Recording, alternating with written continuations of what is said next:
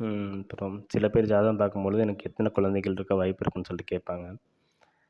இப்போ பொறக்கிற சூழ்நிலை ஒன்று. அப்போ இருக்க காலகட்டத்தில ஒரு 30 வருஷம், 40 வருஷத்துக்கு முன்னாடி வந்து நார்மலாவே ஒரு வீட்டுக்கு குழந்தைன்னா ஒரு 3 குழந்தை, 4 குழந்தை, 5 குழந்தை, கிட்டத்தட்ட 8, 9 குழந்தை கூட ஒரே ஃபேமிலியில பிறந்திருப்பாங்க. இப்போ இருக்க காலகட்டத்தில, இப்போ இருக்க ஜெனரேஷனில் ஒண்ணு குழந்தை வேணான்னு இவங்களே டிசைட் பண்ணாங்க. ஒரு குழந்தை போதுன்னு. இப்போ நெறைய பேருக்கு வந்து குழந்தை நேச்சுரலியே இருக்கிறதும் கிடையாது.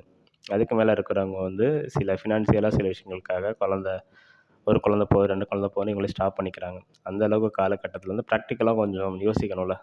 ஜாதகத்தில வந்து அப்பவுமே இதே கிரகங்கள் தானே. 30 வருஷம், 40 வருஷத்துக்கு முன்னாடி அதே 9 பிளானெட் தான். இப்பவும் அதே தான். ஜாதகத்தில் பெருசாலாம் ஒண்ணும் மாறலாம்லாம் இல்ல. அதே ராசி நட்சத்திரம் தானே.